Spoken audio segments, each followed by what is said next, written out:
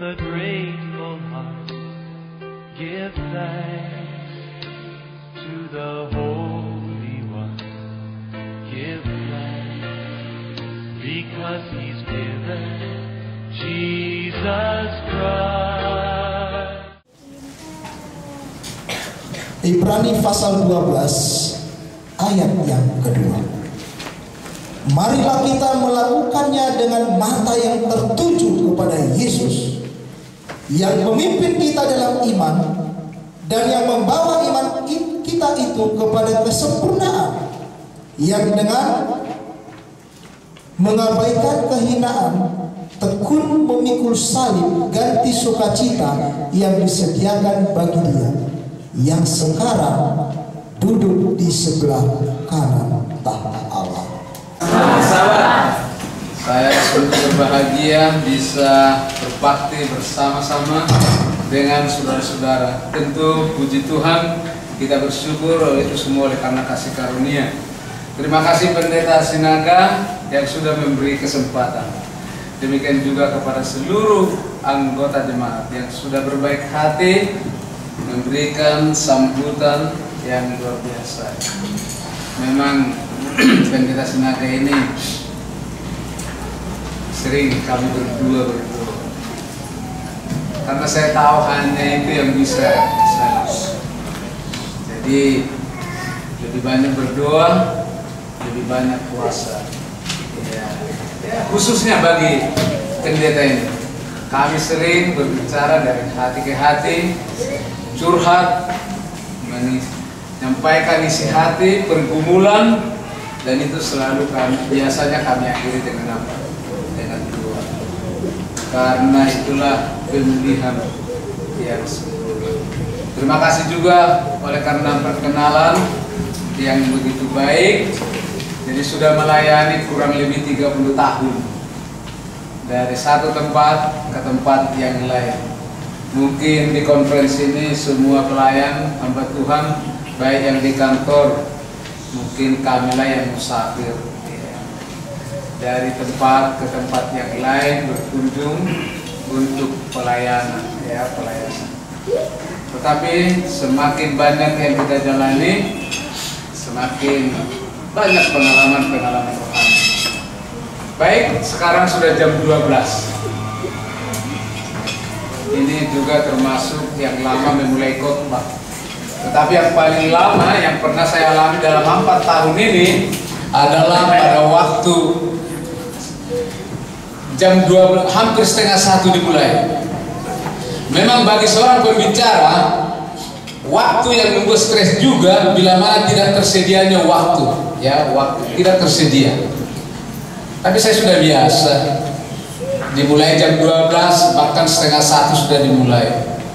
Dan saya tidak pernah terbetik di otak saya, pikiran saya untuk mengurangi khotbah saya sekalipun setengah 1 dimulai. Ya.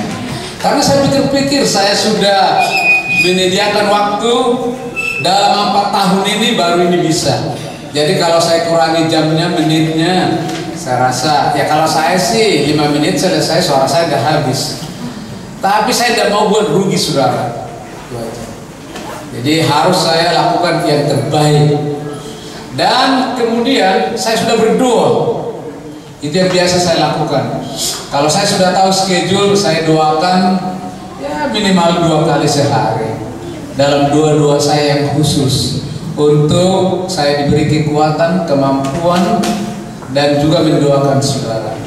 Jadi kalau saudara tidak sabar, saya tidak mengomel, I do my best. Karena saya sudah doakan, saya begitu punya konsep. Orang mau sabar atau tidak, itu tidak ada di pikiran saya. Karena saya sudah berdoa buat saudara. Tapi pengalaman saya 4 tahun ini, yang terlama berhenti, ya jam berapa ibu dulu? Jam 2. Ya puji Tuhan, ya tidak ada yang mengomel. Saya sempat juga agak sombong sedikit saudara. Ini bagus sekali khotbah saya. Kok orang tidak ada yang mengomel. Tapi setelah saya introspeksi di rumah, saya berkaca. Sebenarnya bukan karena khotbah saya bagus, bukan karena penyampaian, memang dasarnya hati umat Tuhan itu baik. Jadi saya lihat juga dari saudara-saudara, wajah saudara tidak kalah baiknya dengan jemaat-jemaat yang saya kunjungi. Dan saya lihat dari semangat mulai dari pagi sahabat, kayaknya ya kalau saya tidak salah, saya punya kesimpulan bahwa semangat jemaat ini lebih hebat lagi dibanding yang sudah saya kunjungi. Amin. Tuhan memberkati. Baik, sebelum kita lanjutkan, marilah kita berdoa. Ya Tuhan, hamba-Mu sungguh-sungguh datang kepada Tuhan memohon agar Engkau mengurapi hamba-Mu dengan kuasa Roh Kudus. Mana yang patut saya ucapkan, buka mulut saya, dan mana yang tidak patut saya ucapkan, katupkan mulut saya. Buka hati kami dan semua umat Tuhan, agar kiranya melalui kuasa Roh Kudus kami rindu untuk menghidupkan firman Tuhan dan bahkan memberikan teladan Tuhan. Di dalam nama Yesus kami berdoa. Amin. Baik, pelajaran kita pada siang hari ini berkecimpung dalam penata layanan dengan topik sehubungan dengan pendeta sudah sampaikan, tolong didorong untuk ada satu rencana. Ya paling sedikit untuk yang ketiga. Itulah sebabnya saya memberi judul persembahan yang didorong oleh kasih. Namun sebelum saya menyampaikan lebih jauh, saya biasanya menantang atau memberikan challenge buat kita untuk kita gumuli bila mana kita duduk di bangku.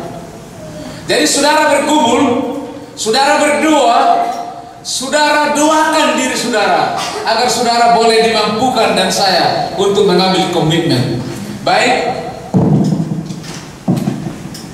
saya akan baca dari Roh Nubuat yang akan kita gumuli. Nasihat Pendeta Layanan halaman 20. Dengarkan saudara. Inilah tujuan pelajaran pada siang hari ini. Tidak ada yang lain. Berapa besar atau berapa kecil pun harta seseorang, biarlah ia mengingat bahwa hartanya itu hanya dipercayakan kepadanya. Sebab untuk tenaga, kecakapan, waktu, talenta, kesempatan dan harta kekayaan yang dimilikinya, ia harus mempertanggungjawabkannya kepada Allah. Ini adalah tanggung jawab perorangan. Allah memberikan kepada kita supaya apa saudara? Agar kita menjadi serupa dengan Yesus. Jadi tujuan pelajaran pada siang hari ini bukan supaya banyak uang.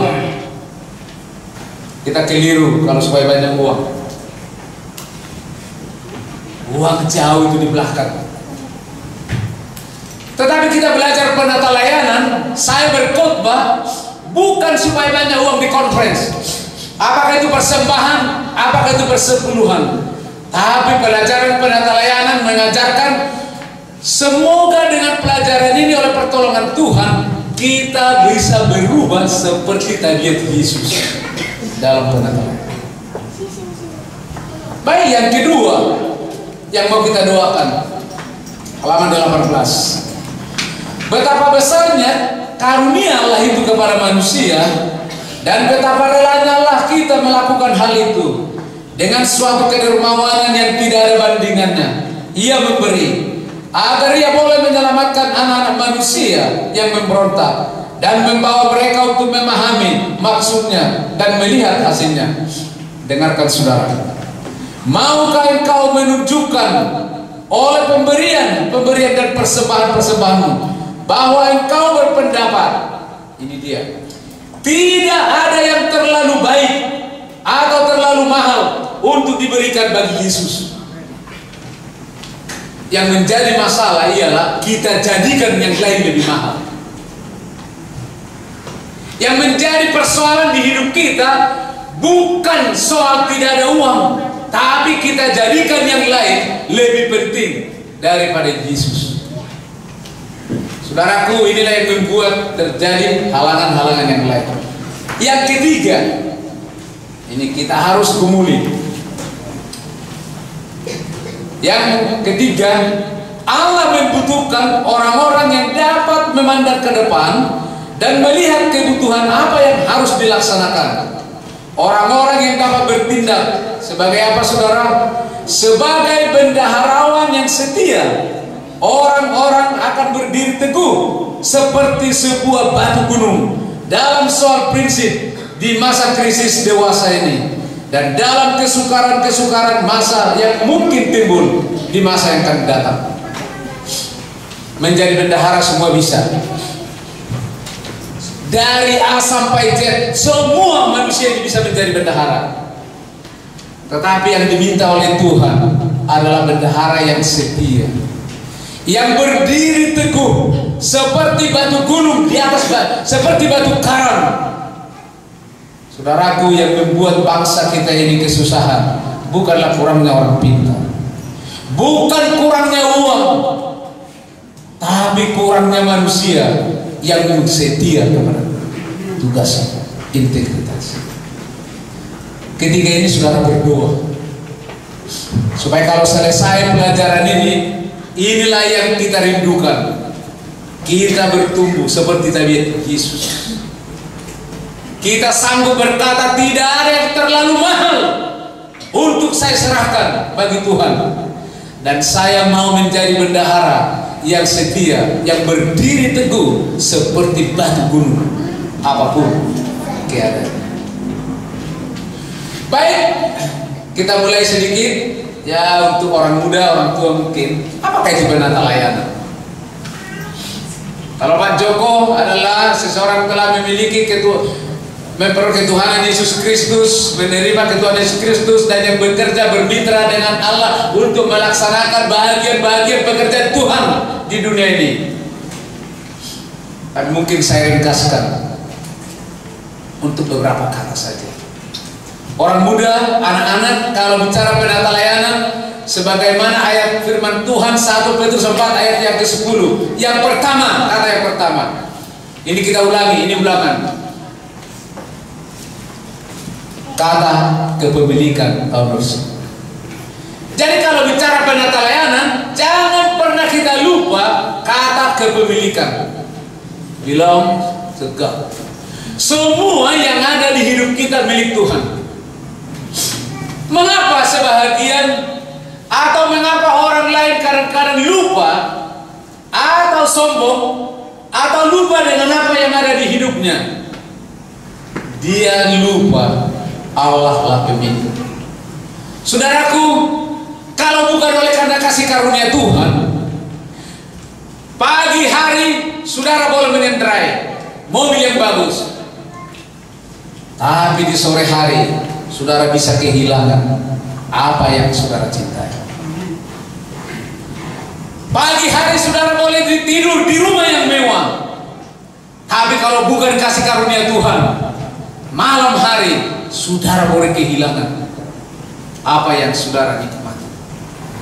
Di pagi hari boleh saudara bersama dengan anak, istri yang saudara cintai, tapi kalau bukan oleh karena kasih karunia Tuhan, sebelum matahari terbenam, saudara boleh kehilangan apa yang saudara cintai. Itulah sebabnya penata layanan ini harus kita kembangkan supaya pikiran kita terus bertumbuh, bahwa semua semakin detail kita periksa apa yang ada di rumah, apa yang ada di pikiran, apa yang ada di kantong saya. Terima kasih, ini semua milik Tuhan. Saya punya keyakinan, sekiranya kalimat ini mendengung setiap kita mengendarai mobil, sekiranya kalimat ini kita ingat setiap kita dihadapkan dengan makanan yang letak di meja di rumah kita, sekiranya kalimat ini ada mendengung di pikiran kita pada waktu kita tinggal di rumah yang bagus, maka tak seorang pun yang akan pernah melupakan apa yang ada di hidup. Tapi sering saudara dan saya melupakan Allah. Mungkin ayat-ayat orang muda, anak-anak boleh saudara lihat dalam Kejadian pasal 1 ayat 26-27, Mazmur pasal 24 ayat 1 dimulai, Bisa juga saudara baca dalam Mazmur pasal 50 ayat 10, laut dan apa yang di dalam milik Tuhan. Mazmur 95 ayat yang kelima, darat dan segala apa yang ada di dalamnya milik Tuhan. Hagai 2 ayat yang ke-9, emas dan perak milik Tuhan. Dan Ulangan 8 ayat 18, Tuhanlah yang memberi semua kekuatan untuk memperolehnya. Masih banyak lagi kata-kata ayat yang lain yang menandaskan betapa penting kita menyadari kata kepemilikan, karena sangat menolong. Baik, yang kedua adalah kata mitra, partnership. Mitra, kita dipanggil oleh Tuhan menjadi mitra. Saudara baca di dalam 1 Petrus 4 ayat ke-10, kamu diberi kesempatan untuk mengurus karunia-karunia yang diberi oleh Tuhan. Pengurus dipanggil menjadi partner. Dalam 1 Petrus pasal 2 ayat yang ke-9, kamu adalah bangsa yang kudus, imamat yang rajani, yang dipanggil oleh Tuhan dari kegelapan kepada terangnya yang ajaib, untuk menceritakan perbuatan-perbuatan baik Tuhan. Tidak ada yang lain, saudara. Jangan ceritakan yang lain. Tidak usah ceritakan yang lain. Ceritakan aja perbuatan-perbuatan baik Tuhan. Yang menjadi masalah, yang kita expose, yang kita ceritakan adalah hal yang lain, bukanlah perbuatan-perbuatan baik Tuhan.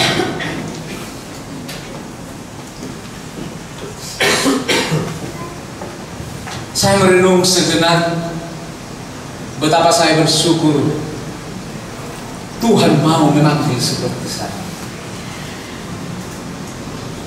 Kalau saudara tadi mendengar pengalaman-pengalaman kerja, mulai dari hal yang sederhana, ke Batu Karang, ke kota, sampai tiba di DKI ini, saya sendiri, saudara, sampai sekarang saya tidak mengerti mengapa Tuhan mau pakai saya.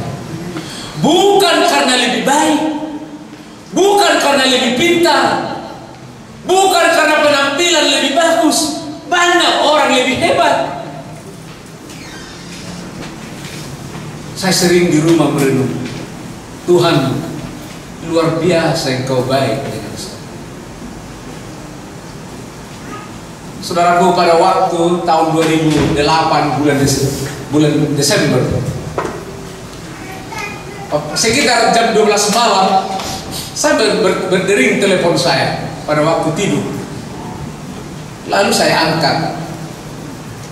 Pendek cerita, rupanya ini adalah panggilan pada waktu saudara-saudara bernominating di puncak. Kurang lebih 12:30 panggilan. Waduh. Akhirnya kami berargumentasi. Ya, di akhir cerita saya ialah saya katakan saya tidak bersedia. Lalu disuruh bangunkan istri. Saya bangunkan istri saya, ya mungkin istri saya juga bangga juga. Ya, ada juga dorongannya sedikit agar saya mau menerima. Tapi saya katakan saya tidak bersedia. Akhirnya ditutup telepon. Saya pergi di ruang tamu, saudara-saudara. Ada lemari kami, jelek lemarinya pendeta. Mungkin lemari pendeta lebih bagus. Tapi ada keistimewaan lemari ini. Lemarinya murah sekali. Saya rasa kalau ditaruh di pinggir jalan gak ada yang ngambil. Tapi ada kelebihannya, kacanya besar. Makanya kalau beli lemari, lebih bagus lemarinya kecil tapi kacanya besar, supaya kita sering berkaca sehingga kita tahu diri. Jangan beli lemari kacanya kecil, maka kita nggak diajar untuk tahu diri.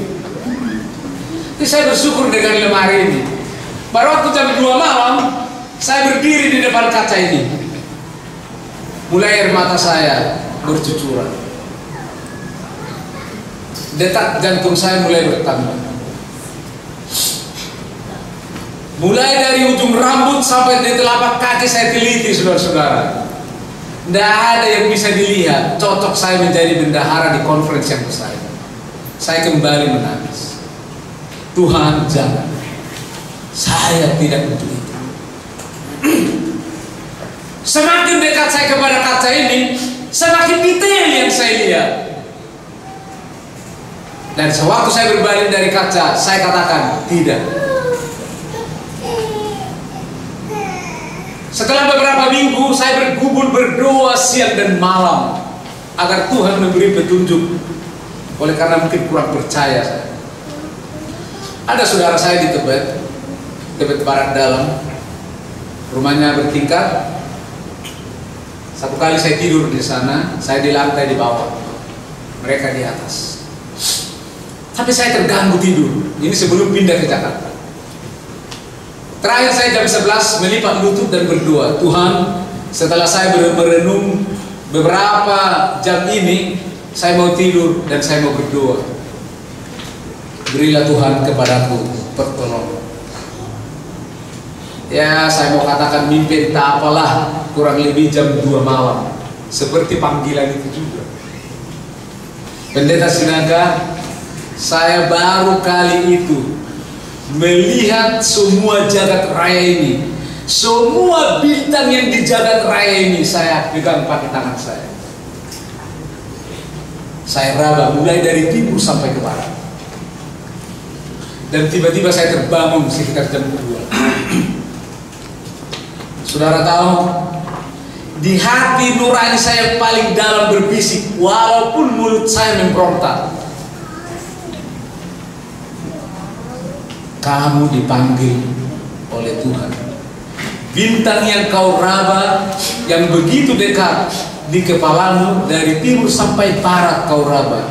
Itu artinya, sepanjang kau memandang kepada Yesus, maka kamu sanggup melakukan apa? Bekerja. Saudaraku, saya pukul badan saya, menangis saya. Saya rasa kalau mereka di lantai 1, mereka akan dengar saya bagaimana saya menangis berteriak kurang lebih setengah jam. Setelah kurang lebih setengah jam saya mampu mengendalikan diri. Saya kembali berlutut dan saya katakan kepada Tuhan, mulai malam hari ini, sesuai dengan apa yang kau nyatakan kepadaku, mulutku tidak akan pernah mengeluh dan saya mau mengeluh. Saya katakan terima kasih. Kenapa saudara-saudara? Saya mengintrospeksi diri saya dengan panggilan. Kamu dipanggil dari kegelapan kepada terangnya yang ajaib, menjadi mitra.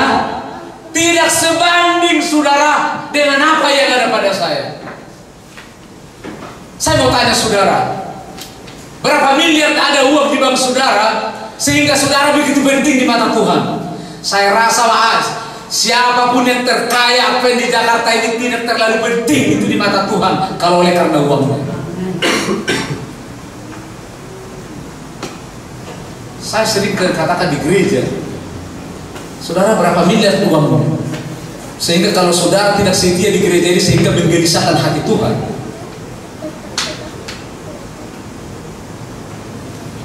Saudara punya uang 50 M, 1 triliun. Apakah karena itu menggelisahkan hati Tuhan sehingga Tuhan begitu konsen dengan saudara?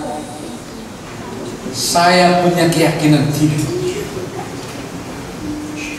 Tetapi ada maksud Tuhan agar kita dipanggil menjadi mitra, menceritakan perbuatan-perbuatan ajaib dari Tuhan yang menjadikan kita. Amin.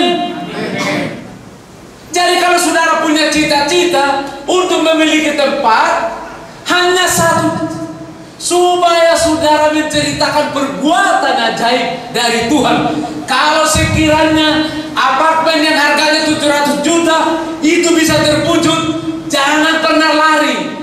Ini semua jalan Tuhan menceritakan perbuatan-perbuatan ajaib Tuhan.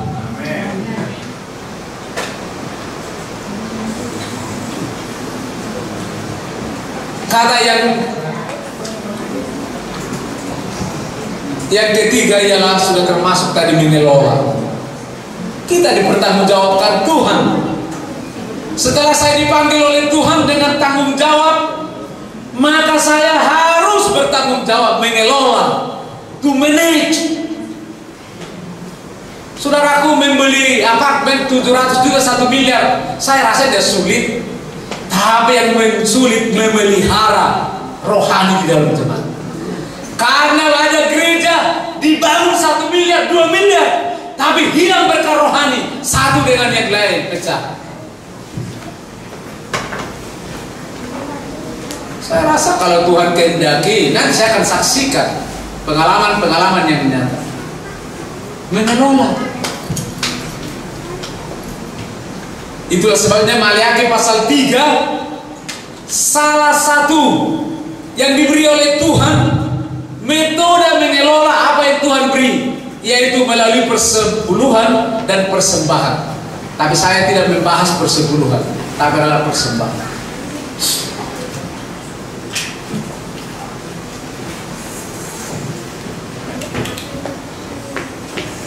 Kalau begitu bendahara, kalau kita tidak bicara soal banyak persembahan, supaya untuk apa kita bicara? Oh iya, kita tidak bicara berapa persembahan, bukan itu yang kita bicarakan. Itu satunya alasan Tuhan terpesona. Itulah sebabnya saya berikan judul persembahan tadi yang didorong oleh kasih. Itulah yang berkenan kepada Tuhan. Atau boleh saya katakan satu pertanyaan untuk kita simak dalam hati kita. Persembahan yang bagaimanakah yang menyenangkan hati Tuhan? Nanti akan kita lihat efeknya kepada hal-hal yang kita harus lakukan. Yang pertama tadi persembahan yang didorong oleh kasih, 2 Korintus 5 ayat yang ke-14. Boleh bantu saudara baca untuk menghemat suara saya. Siapa yang bisa bantu? 2 Korintus 5 ayat yang ke-14.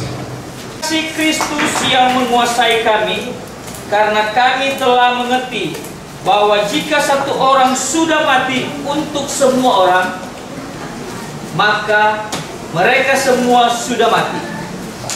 Baik, terima kasih. Sebab kasih Kristus yang menguasai. Saya senang dengan yang bahasa Inggris. Saya tidak pintar dengan bahasa Inggris, tapi sedikit untuk perbandingan. For the love of Christ compels.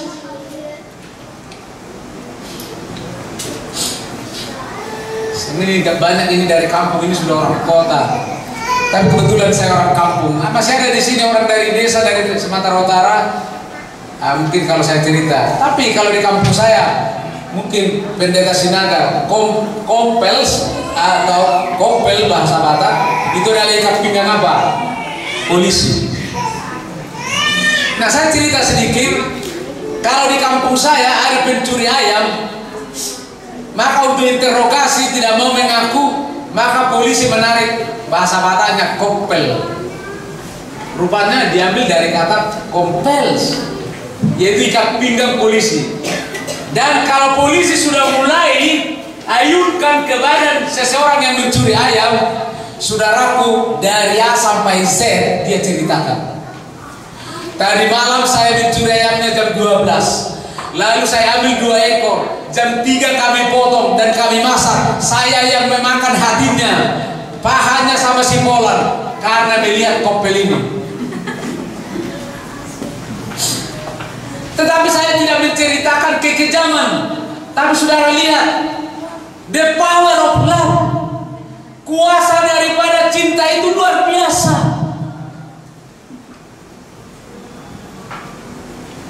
Seharusnya kita datang kepada Tuhan, apa saja yang kita persembahkan, itulah the love of Christ compels, kasih Kristus yang mendorong.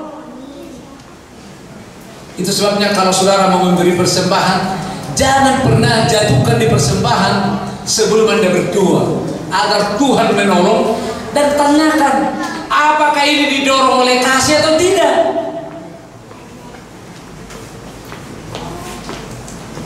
Memang kuasa cinta ini luar biasa. Ada sebuah cerita, memang saya akan panjang berkhotbah karena saya ini akan seminar juga. Dan saya akan sama dengan saudara, tidak akan tahan untuk tidak makan. Seorang pemuda yang menikahi Ada seorang gadis menikahi seorang yang buta. Orang buta ini, laki ini ganteng tapi buta. Tapi perempuan ini buruk wajahnya tapi melihat. Ya maklumlah, walaupun dia kurang wajahnya tapi memang tidak dilihat. Tapi laki ganteng memang tapi buta. Jadi dua-dua saling memerlukan lah, ada mengisi. Satu kali orang muda ini, laki ini berpikir-pikir, kapan aku bisa melihat supaya aku bisa lebih melihat saya punya istri. Dia cari. Satu kali dia dengar bahwa ada seorang dokter yang mau relawan atau mau menolong seseorang untuk mata yang buta. Lalu dia pergi dan dia cari dan dia temukan. Lalu orang ini pulang ke rumah. Lalu dia panggil istrinya, "Ma, puji Tuhan, haleluya." Macam mungkin dia gembira. Kenapa? Kenapa Mas? Kenapa Pak? Saya mencari dan saya sudah bertemu dengan seorang dokter yang bersedia mengoperasi mata saya agar dapat melihat. Wah, pasti Mami senang. Iya, saya senang, kata istrinya. Tapi dia amati, laki ini semakin membara semangatnya bercerita karena cinta yang selama ini semakin luar biasa kalau dia makin melihat. Tapi setelah tiba, berjalan waktu beberapa menit, beberapa jam, suara istrinya ini seperti tidak menampilkan, menunjukkan bahwa dia bergembira menyambut kabar baik. Lalu berjalan waktu dari hari ke hari, laki ini semakin merasakan perasaan istrinya ada sesuatu. Kok ada apa dengan istri saya? Saya semakin membara semangat saya karena tidak lama lagi saya akan melihat, tapi istri saya tidak merespon dengan baik. Suatu malam, pada waktu mereka berbaring di tempat tidur, suaminya ini gelisah hatinya. Lalu dia panggil istri, dia katakan begini, "Ma, saya mau berbicara dari hati ke hati." Dia ceritakanlah seperti yang saya katakan, kok semakin dekat hari di mana mata saya akan melihat, kok kelihatannya saya bisa rasakan, kok Mami sebagai istri saya seperti tidak bergembira. Pendek cerita, setelah mereka berbincang, dia katakan, "Bolehkah Mami menyampaikan isi hatinya?" Lalu perempuan ini berkata, "Pak, memang di sisi lain saya bergembira kalau engkau melihat, tapi di sisi lain saya ketakutan. Kenapa? Karena saya takut kehilangan kamu. Karena kalau kau melihat, barangkali engkau tidak akan apa mencintai saya karena wajahku apa." Di akhir cerita itu dia katakan, lalu laki itu berkata, "Baiklah, saya tetap mencintai kau dan kau mencintai saya, maka saya mengambil keputusan untuk tetap buta seumur hidup demi cinta." Saudaraku yang kekasih, inilah luar biasanya cinta. Sanggup membendung, melampaui apa yang kita pikirkan oleh karena didorong oleh kasih. Seorang bapak rela menjadi buta seumur hidup demi ikat cinta dengan istri, karena istrinya takut kehilangan dia bila mana dia meninggal. Sekiranya ini yang menjadi ada di hati saya, di hati saudara, maka kita akan menyaksikan perbuatan-perbuatan yang ajaib yang akan kita ceritakan kepada orang lain. Sekiranya kasih yang mendorong kita menjadi orang Kristen. Saudara boleh tanya, saya mau mempersembahkan waktu saya pada hari Sabat karena mengasihi Tuhan. Saudara bisa bayangkan, kalau setiap anggota jemaat datang di gereja pada hari Sabat didorong oleh kasih. Tapi banyak orang ke gereja karena didorong, memang hari libur. Coba kalau ada transaksi di pekerjaan yang 1 miliar rezeki, mungkin tidak datang di gereja. Ya tidak heran, sukar kita menyaksikan perkara-perkara yang ajaib di dalam pengalaman rohani, baik secara gereja. Saya juga di conference, jarang saya menyaksikan perkara ajaib, karena mungkin juga hal ini.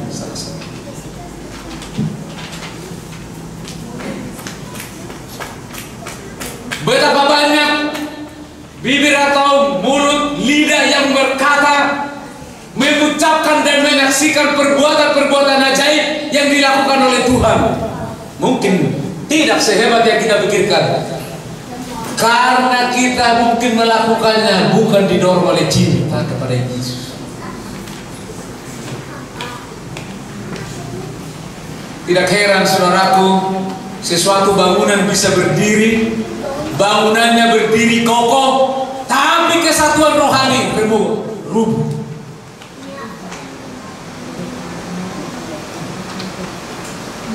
Jadi walaupun kecil gereja ini, kalau ini yang membasisi saudara, untuk apa yang saudara cita-citakan dengan yang 3 ini, saya punya keyakinan, maka umat Tuhan di sini kurang waktu menyaksikan apa yang Tuhan akan lakukan.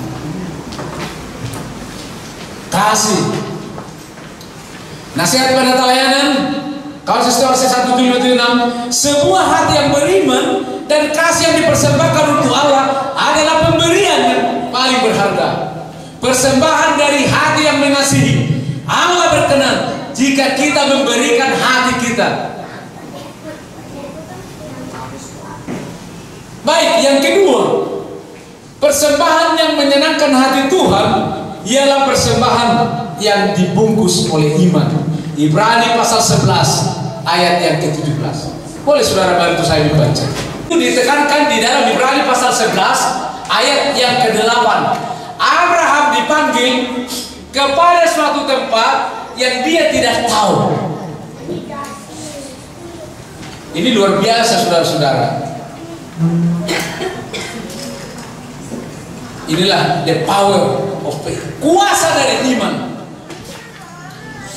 Abraham dipanggil, saudara sudah tahu, dia tidak tahu tujuannya, tetapi dia pergi. Ini challenge ini kepada kita pendeta. Kalau bendahara konferensi sudah berulang kali dipanggil, saudara diberitahu, kau ke Bandung, ongkos pindamu segini, gajimu segini, rumahmu ini semua. Memang kalau ke Jakarta tidak usah dikasih tahu, itu yang lain semua datang. Tapi kalau ke NTT disuruh ke Batu Karang, wah, maaf saudara, ini tantangan juga kepada saya. Apakah saya bisa belajar seperti Abraham? Here, atau seperti that. Di sini aku Tuhan, saya siap. Saya bukan mengkritik kami pelayan ini. Kebetulan saya sudah berkecimpung di sini. Kadang-kadang mungkin terlalu dicintai oleh anggota jemaat sehingga menggunakan majelis untuk menahan dia dan hal-hal yang lain. Tapi Abraham, dia dipanggil bukan karena kemiskinannya, tapi dia pergi. Ibrani 11 ayat yang ke-8. Apa dikatakan? Karena iman maka Abraham pergi. Kemudian di dalam Kejadian pasal yang ke-17, saudara baca, ada visi Tuhan kepada Abraham. Apa visi Tuhan, pendeta? Kamu kujadikan menjadi apa? Bapak bangsa yang besar. Ini juga visi yang kontroversial. Ini kalau pendeta memberi visi seperti ini, saya tidak tahu kalau jemaat bisa terima. Biasanya kita membuat visi. Contoh, kita akan membeli gedung, kita akan berbakti di apartemen yang harganya 1,5 miliar. Lalu pendeta mencacat, wah perpuluhan kita hanya segini 1 bulan, persembahan kita hanya segini, kayaknya tidak apa. Memang wajar juga kita melihat agar kita meletakkan visi. Tapi visi kepada Abraham, it does not make sense. Kamu menjadi bapak bangsa, dia sudah tua, istrinya sudah apa? Mandul. Ini nggak cocok dengan visi orang Tapanuli. Kalau visi orang Tapanuli, kamu menjadi bapak bangsa, putri harus lahir 18, laki 17. Itu baru memenuhi bangsa. Tapi memenuhi bangsa, sudah istri tua dan juga mandul. Bagaimana mungkin? Tapi inilah sebuah iman. Sebagaimana di dalam Ibrani pasal 11 ayat yang ke-11 dikatakan, Abraham dengan apa yang disampaikan oleh Tuhan, dia percaya. Coba saudara buka dulu Alkitabnya, Roma 4 ayat 18. Itu tidak ada dasar untuk apa? Jadi memang kekristenan kita harus hidup dalam pengalaman rohani, berjalan dengan iman. Bukan sekedar apa yang dilihat oleh apa? Mata. Jadi Abraham itu memang benar. Tidak ada dasar untuk percaya. Istri sudah tua, istri sudah mandul. Tidak ada dasar untuk percaya. Tetapi dikatakan untuk janji itu, ayat yang ke-20 dan 21. Boleh? Dilanjutkan Ibu, jangan tutup dulu. Ayat 20 dan 21. Boleh baca Bu, lanjutkan mungkin. Dengan penuh keyakinan bahwa Allah berkuasa untuk melaksanakan apa yang telah dijanjikan. Ayat 22. Karena itu hal ini diperhitungkan kepadanya sebagai kebenaran. Baik, terima kasih Bu. Demikian juga memang secara alamiah, kalau kita ditantang dengan suatu komitmen, kalau kita hitung-hitungan saudara, tidak masuk di akal. Jadi kalau saudara dengan misi yang saudara miliki, komitmen, lalu saudara berhitung pakai kalkulator, saudara tidak akan bekerja. Tapi menjadi pertanyaan, adakah kita berjalan seperti pengalaman apa? Abraham. Adakah kita berjalan seperti pengalaman Abraham? Di dalam 1 Raja-Raja pasal 17,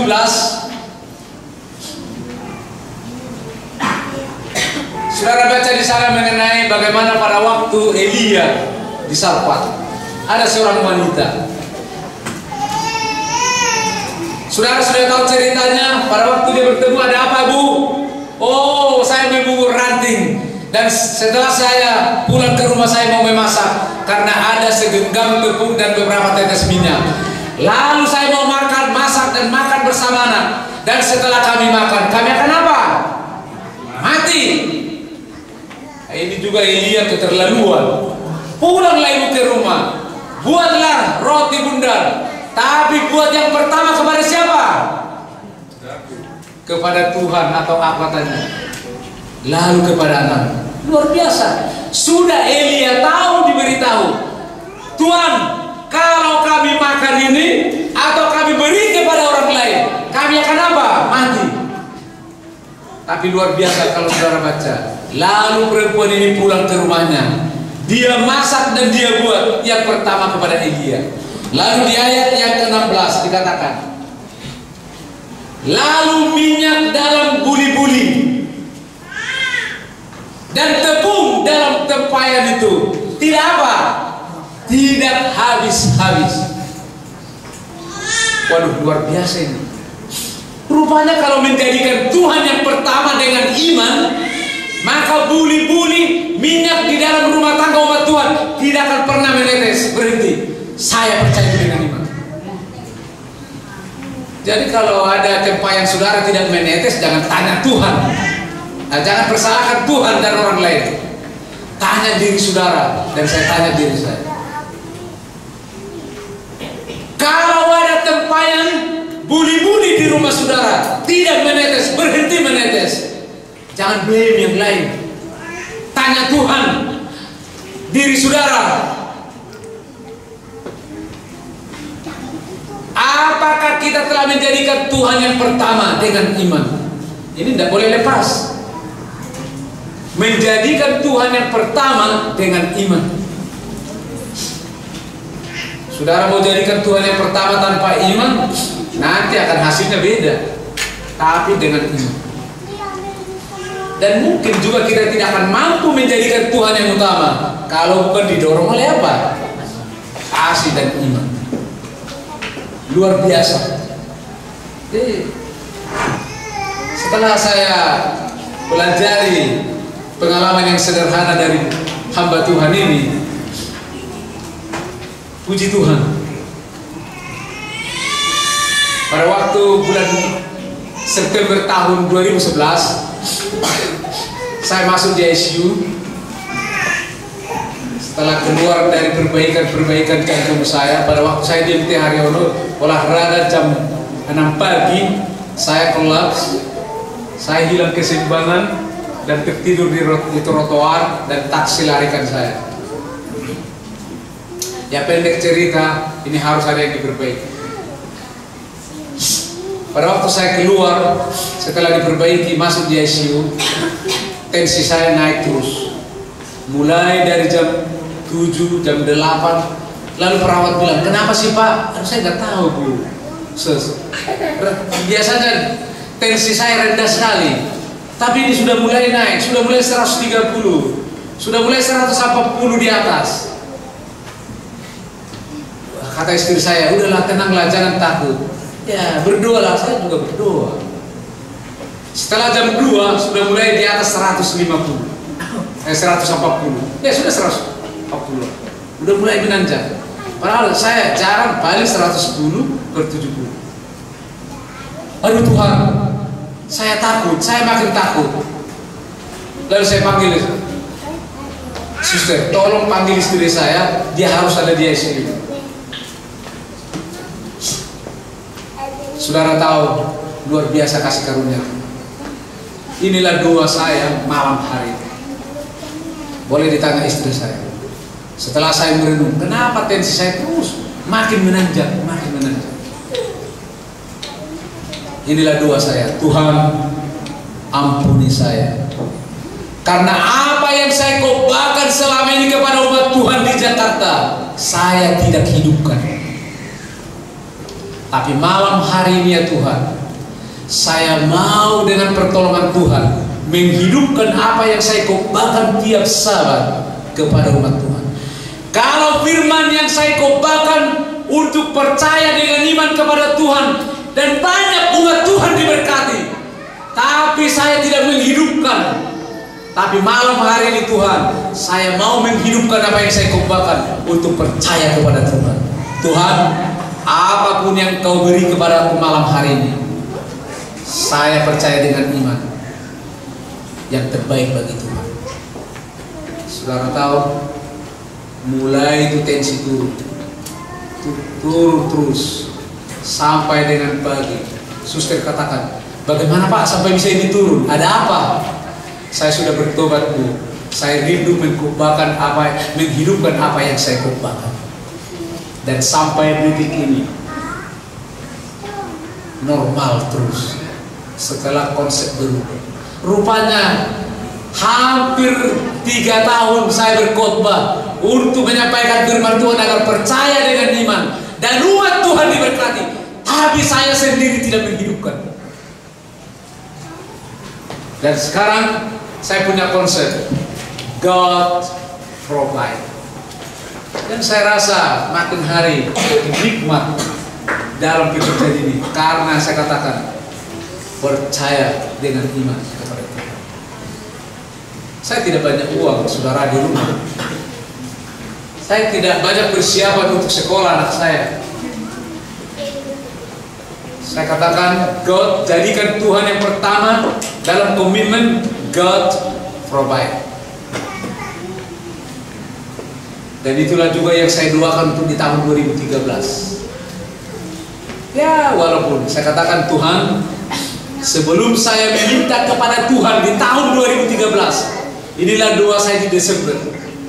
Sebelum saya meminta apapun kepada Tuhan di tahun 2013, Yang pertama saya mau minta kepada Tuhan, bantu saya untuk mengambil komitmen melakukan sesuatu kepada orang lain. Tidak salah mau memperoleh mobil, tidak salah mau memperoleh rumah, tapi saya katakan saya yang pertama menginjakkan kaki atau di waktu 2013 saya tidak minta yang lain Tuhan kecuali beri aku pertolongan untuk melakukan sesuatu komitmen kepada orang lain. Dan puji Tuhan oleh pertolongannya. Iman. Kalau saudara menghadapi buli-buli yang kosong, yang tidak menetes minyak, kembali untuk belajar seperti hamba Tuhan. Karena waktu sudah habis, mungkin saya akan tidak sampaikan semuanya, tapi saya akan bersingkat. Yang ketiga, persembahan yang dibungkus oleh pengorbanan. Di dalam Markus pasal yang ke-12 ayat 41-44, ini adalah seorang janda. Markus pasal 12 atau Lukas pasal 21 1-3. Pada waktu Yesus berada di Ka'bah, ada orang membawa persembahan. Saya berimajinasi dengan seorang janda yang miskin ini. Saya yakin duduknya ini tidak terlalu di depan, karena dia tahu diri. Dia tidak punya parfum untuk dipakai, bajunya mungkin juga tidak seenak pandangan yang lain. Barangkali kalaupun dia tidak bisa di belakang, tidak di belakang, tapi mungkin ini agak di tengah. Pada waktu orang-orang membawa persembahan, saudara tahu, mungkin ada orang yang bawa dari rumah, tangannya gembung oleh karena dia bawa yang banyak. Mungkin janda ini memperhatikan, waduh, tangan bapak ini mengembang, pasti persembahannya banyak. Lalu dia lihat hanya beberapa peser. Pada waktu dia mau mengangkat kakinya, mau jalan ke depan, setan juga berbisik, Bu, tidak ada artinya yang kau bawa. Lalu dia kembali dulu. Tetapi kasihnya 2 Korintus 5:14, kasih kepada Tuhan, mau menyembah, dia mulai bangkit. Setan berbisik, Bu, lihat itu yang lain, imam-imam dan yang lain, orang lain, bajunya bersih, maju ke depan dengan jubah yang gagah, tangannya mengembang karena membawa persembahan banyak. Ibu, aromanya tidak bagus, bajunya tidak neces, tangannya sangat, persembahannya hanya beberapa peser. Tapi dia katakan kasih kepada Tuhan, kerinduannya menyembah Tuhan dengan persembahan mampu mengalahkan. Uang yang sedikit dorongan iblis tidak mampu menahan ibu ini untuk duduk tetap, tapi kasih mendorong dia maju ke depan. Dan luar biasa saudara, pada waktu janda ini mengantarkan persembahannya, saya yakin dia akan tunduk. Ada rasa mungkin malu di hatinya karena tidak sebanding dengan orang yang jalan. Tapi dia jatuh, dia tidak ada ingat apapun pada waktu dia membawa, karena hanya satu-satunya yang mendorong dia, hanya karena cinta. Jumlah tidak meyakinkan dia, keadaan pribadinya tidak menyokong dia. Satu-satunya pengharapan yang bisa mendorong kakinya maju ke depan hanyalah kasih kepada Tuhan. Dan akhirnya dia tiba. Tapi Yesus yang adalah pencipta janda ini sendiri, yang memberikan 1 peser 2 peser, yang memberikan 1 rupiah. Pada waktu itu dia panggil murid-muridnya, hai murid-murid, lihat, dari semua persembahan yang ada di Ka'bah ini, persembahan janda ini yang paling besar. Kenapa? Coba kita buka Markus pasal yang ke-12. Yesus duduk menghadap peti persembahan dan memperhatikan bagaimana orang banyak memasukkan uang ke dalam peti. Banyak orang kaya memberi jumlah yang besar. Lalu datanglah seorang janda yang miskin dan ia memasukkan 2 peser, yaitu 1 duit. Maka dipanggilnya murid-muridnya dan berkata kepada mereka, Aku berkata kepadamu, sesungguhnya janda miskin ini memberi lebih banyak daripada semua orang yang memasukkan uang ke dalam peti persembahan.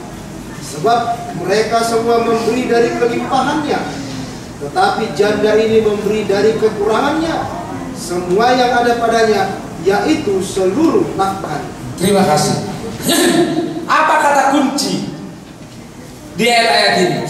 Apa yang membuat Yesus terpesona dengan hanya 1 peser, 2 peser? Saya rasa ini nggak alamiah. Bendahara konfres akan terpesona kalau mendengar ada seorang anggota jemaat memberi 2 miliar. Kalau tadinya mengantuk, langsung bangun bendahara konfres. Barangkali ketua konfres juga begitu. Mungkin juga ketua uni. Mungkin juga saudara-saudara. Hampir samalah kita punya kemanusiaan. Tapi Yesus, dia tidak terpesona dengan, tapi lebih terpesona dengan janda yang miskin yang hanya 1. Dengarkan saudara, inilah dia. Saya akan bacakan yang 41. Pada suatu kali Yesus duduk menghadapi peti persembahan dan memperhatikan bagaimana orang banyak memasukkan uang ke dalam peti. Dalam bahasa Inggris, now Jesus said opposite the treasury, and so how the people. Jadi yang diperhatikan Yesus bukanlah setelah tiba di peti, tapi yang diperhatikan Yesus ialah bagaimana caranya janda pada waktu duduk di bangkunya. Sering kita terpesona setelah tiba di kota. Tuhan tidak terpesona dengan di kota ini, tapi Tuhan terpesona pada waktu saudara duduk di bangku. Bagaimana saudara mau beranjak? Bagaimana caranya orang banyak? Pendeta, uang penting banyak, tapi pendeta jangan terpesona dengan berapa banyak. Tapi saudara harus mendorong anggota jemaat. Bagaimana caranya?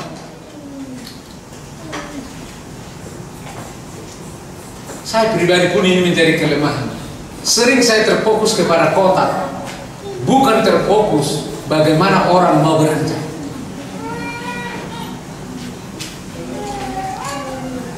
Dan memang benar, janda ini datang. Bagaimana caranya janda ini? Oleh karena didorong oleh kasih. Kalau secara lahiriah tidak ada yang bisa mampu membangkitkan janda ini kalau lahiriah, kalau bukan oleh karena kasih. Tidak ada yang bisa mengangkat janda ini bangkit dari lahiriahnya kalau bukan oleh karena iman kepada Allah.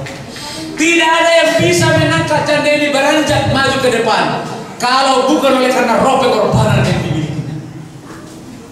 Saudaraku, saudara juga tidak akan mungkin memperoleh gedung kalau bukan alasannya, yaitu kasih, iman, dan kemenangan.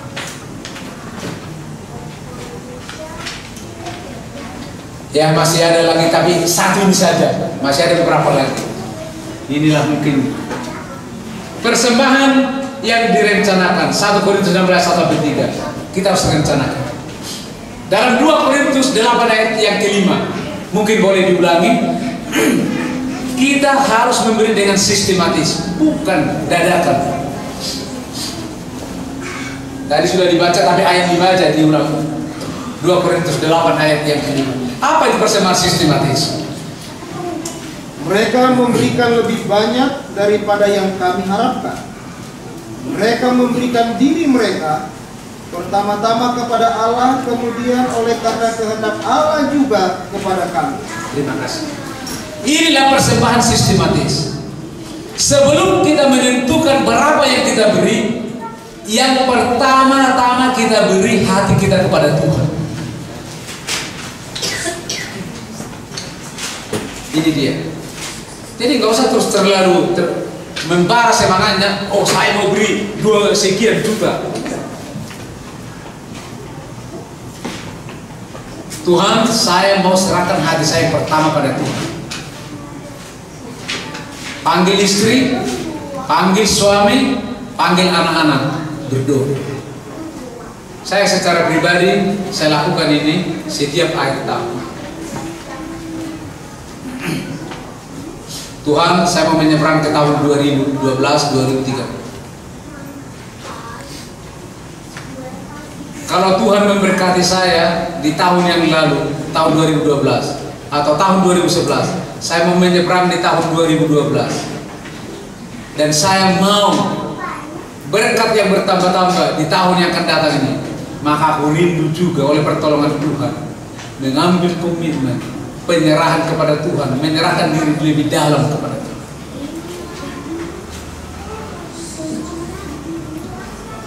Jadi saya tidak mau tekankan 5%, 4%. Memang kalau saudara kasih 50%, saudara lebih benar pasti.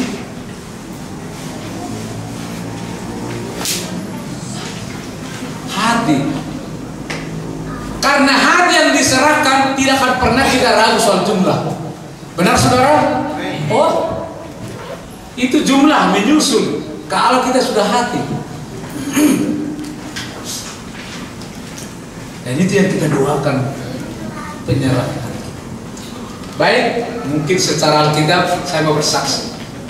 Ini sehubungan dengan apa yang kalian akan jalani. Ini kesaksian bukan cerita yang saya saksikan. Saya berkhotbah tahun yang lalu.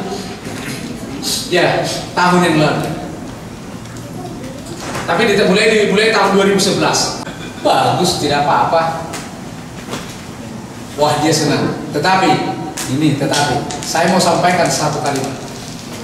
Jangan jawab di telepon ini. Jawab saja dengan dirimu dan sampaikan kepada jemaat. Apakah Anda sebagai bendahara jemaat dan juga tua-tua jemaat dan anggota jemaat sudah melakukan bahagian? Saya katakan, jangan pernah pergi ke orang lain sebelum Anda menjawab pertanyaannya. Dia terdiam. Wah, begitu bendahara ya? Tidak apa-apa, conference akan lakukan bagiannya. Tapi jangan sampai kamu antar ke conference permohonanmu sebelum kau jawab, saudara-saudara jawab, apakah Anda sudah melakukan bagianmu? Wah, begitu bendahara ya? Oh iya. Dan saya pun akan tanya diri saya, apa yang bagian saya? Pendek cerita, dia promosi. Kalau gerejanya saudara, kalau tidak salah ibu dulu mungkin lebih banyak ini jumlah. Lebih banyak ini jumlah. Mereka menumpang di Protestan punya, di ruku-ruku.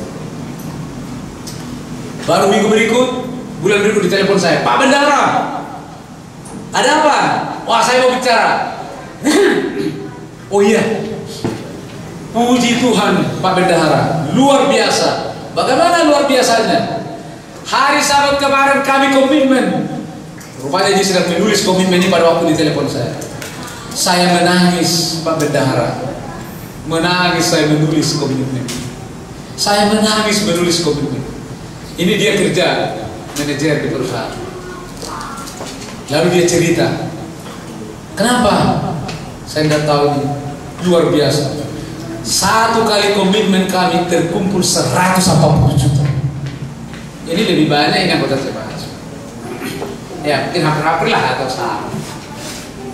Oh, bagaimana bisa? Itu makanya saya menangis. Saya banyak mencoba waktu saya tulis komitmen mencucurkan air mata saya tidak bisa tahan. Dia cerita bagaimana? Ada kisah yang ada. Mungkin saya lihat semua katanya.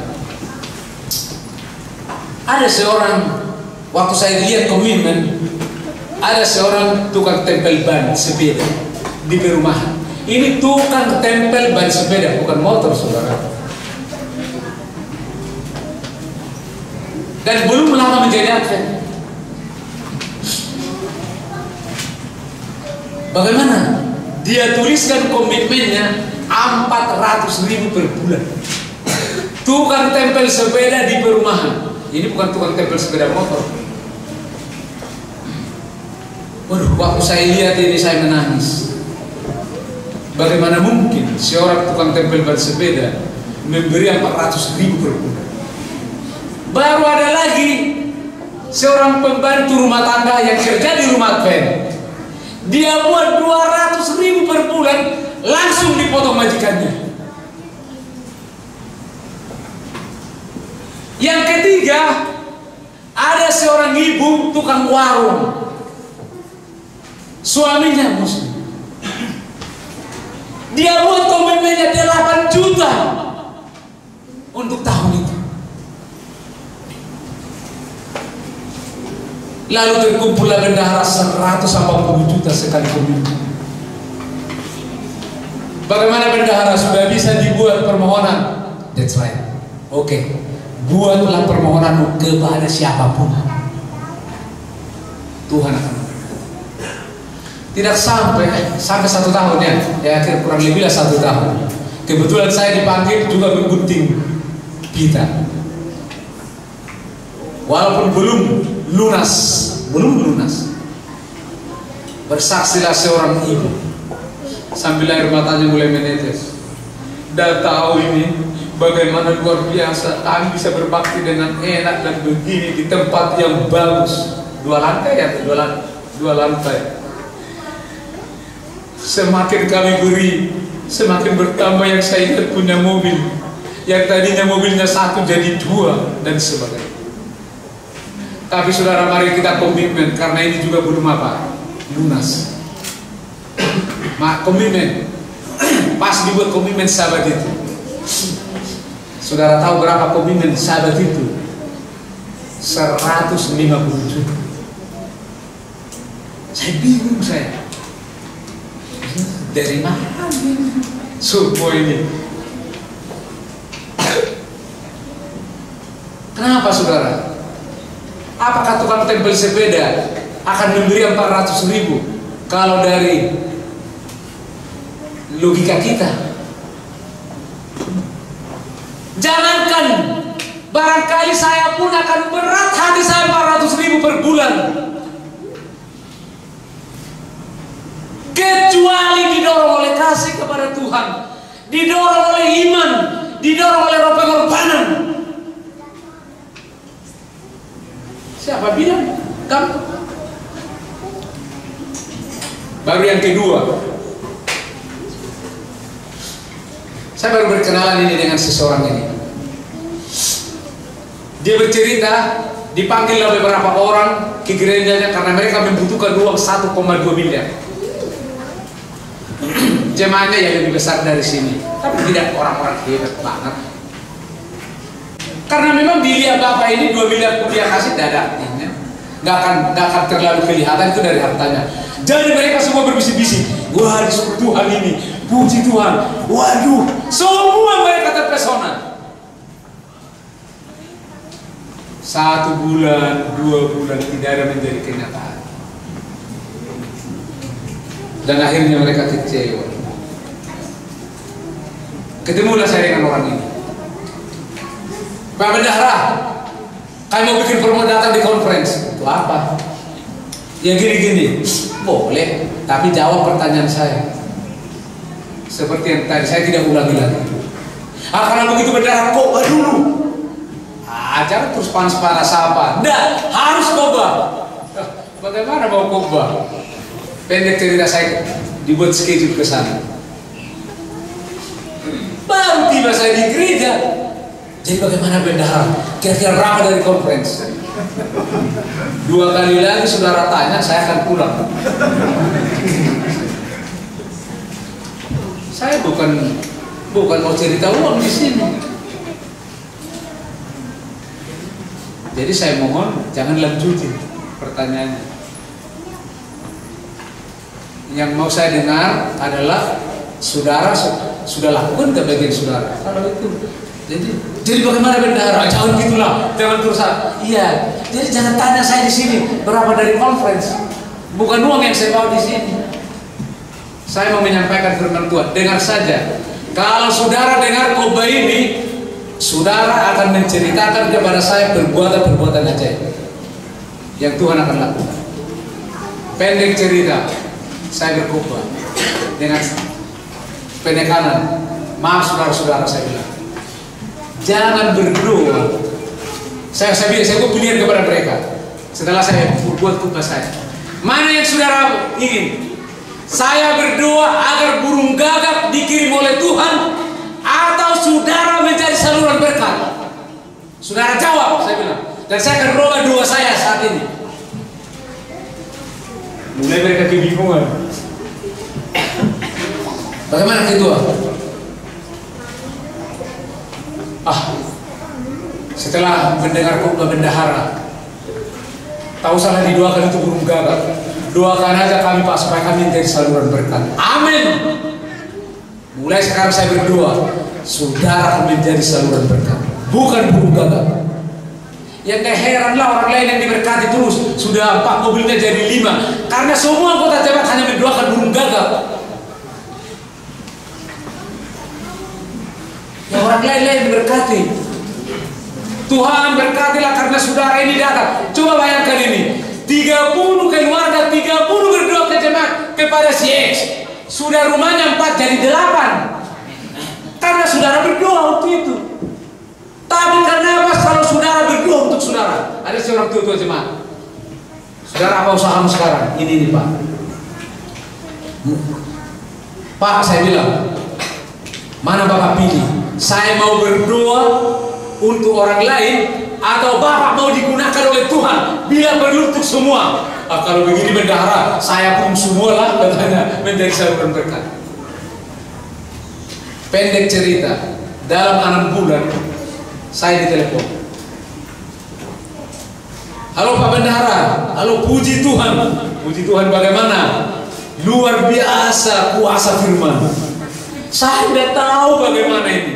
Saudara tahu, waktu kami berpisah, dalam waktu berbicara, air mata ketua jemaat ini bercucuran. Saya katakan, pulanglah dengan damai, dengan firman. Jadi bagaimana, saudara sekarang?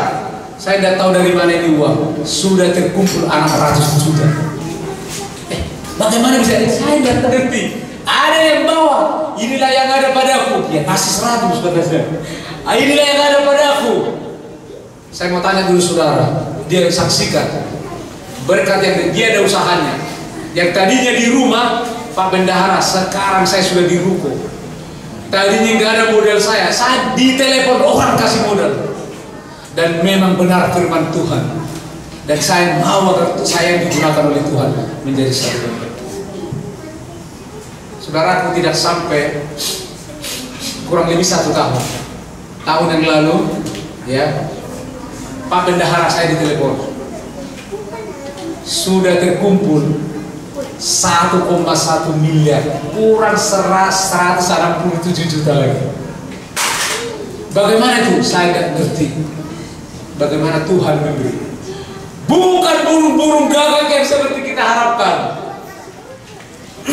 tapi adalah berkat-berkat yang dicurahkan oleh Tuhan. Saudara tahu, disaksikan akhir tahun yang lalu Pak Bendahara, bukan hanya uang yang 1,2 miliar, datang seseorang, mana yang mau dibangun? Ini Pak, udahlah, izinkan saya membangun, saya yang memberikan biaya. Luar biasa katanya. Ya terserah Pak, apa yang mau saya bantu? Saya akan bantu dengan dana, tapi saya kerjakan. Ya terserahlah Pak, Bapak bawa dananya dan Bapak kerjakan. Yang kedua lagi Pak Bendahara, ada lagi berkat. Datang lagi, saya nggak kasih tahu, diserahkan lagi 500 juta lagi kata. Sampai saya terakhir berbicara komite yang belakangan ini, Pak Bendahara sini dulu, apa lagi yang mau disampaikan dari firman Tuhan katanya. Saudaraku, luar biasa. Jadi mari kita berdoa kepada Tuhan. Saudara doakan pendeta di rumah supaya umat Tuhan ini diberkati menjadi saluran berkat. Soal burung gagak itu urusan Tuhan. Kalau Tuhan lihat bahwa jemaat ini tidak mampu pipanya digunakan Tuhan menjadi saluran, Tuhan akan suruh burung gagak.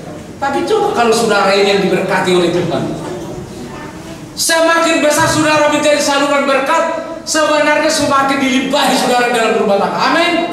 Amin. Mari kita rubah konsep. Jadi saya berpikir di rumah, aduh tidak keren lah. Orang apa di Jakarta yang kaya semakin kaya.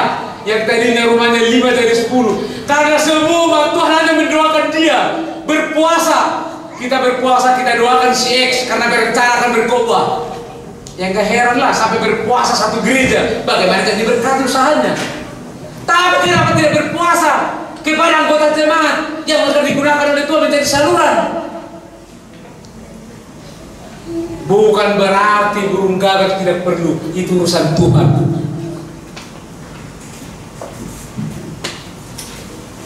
Semoga dengan firman Tuhan pada siang hari ini, marilah kita datang kepada Tuhan, mempersembahkan apa saja, mungkin waktu.